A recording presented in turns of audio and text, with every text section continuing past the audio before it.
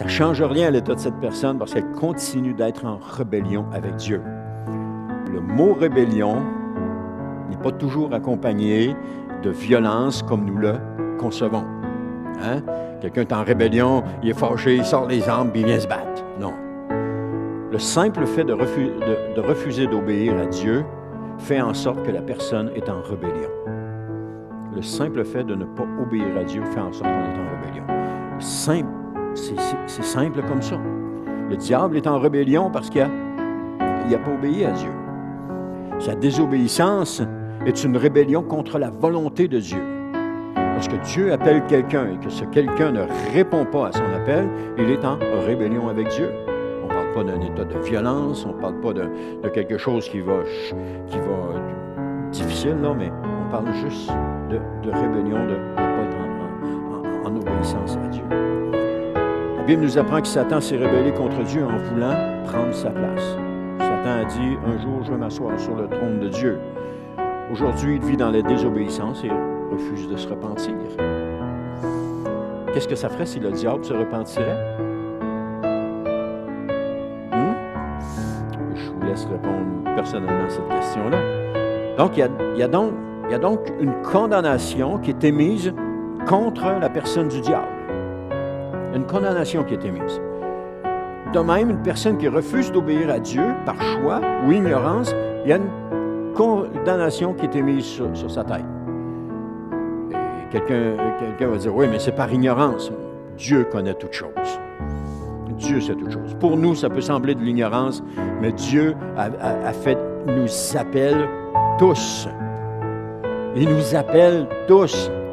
Tous les hommes à l'extérieur, toutes les femmes à l'extérieur ont un jour ou l'autre été confrontés à l'appel de Dieu dans leur vie. Et ils ont eu à répondre oui, oui Seigneur ou non Seigneur. Tous, sans exception. Parce qu'à un moment donné, je me posais la question, je me disais, oui mais Seigneur, c'est pas juste. Une personne va vivre jusqu'à 80 ans et un autre est emporté à l'âge de 25 ans dans un accident de la route, par exemple. C'est pas juste parce qu'ils n'ont pas eu le même temps pour changer d'attitude, pour t'entendre et puis se convertir. Mais le Seigneur me faisait comprendre que non, c'est pas injuste. C'est pas injuste, c'est que chacun d'eux qui a vécu jusqu'à 80 ou qui a vécu jusqu'à 25 ans a eu un jour ou l'autre une invitation de la part de Dieu à venir à lui. Et s'il a refusé, il a refusé. On regarde ça des fois avec nos yeux humains, mais ce n'est pas avec nos yeux humains qu'on doit regarder ça. C'est le Seigneur qui regarde ça, c'est lui qui juge de cela. Hein?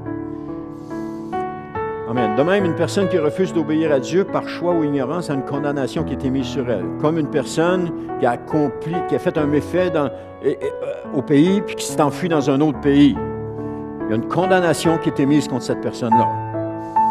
Et si cette personne-là est dans un pays où est-ce qu'il n'y a pas de traité d'extradition, eh bien, la condamnation reste valide sur cette personne jusqu'à ce qu'un jour, peut-être, il rentre au pays. Et puis là, ils vont dire, oh, mais mon ami, quand même, ça ferait 50 ans que tu es parti. La condamnation va toujours être dans ton dossier. Puis elle va dire, oh, mon ami, viens ici, on a quelque chose à se parler ensemble. C'est un peu ça. Tandis que s'il y a un traité d'extradition entre les deux pays, bien, s'il y a une condamnation qui est émise, la personne va être envoyée dans son pays d'origine pour être jugée. Donc, c'est la même chose avec Dieu.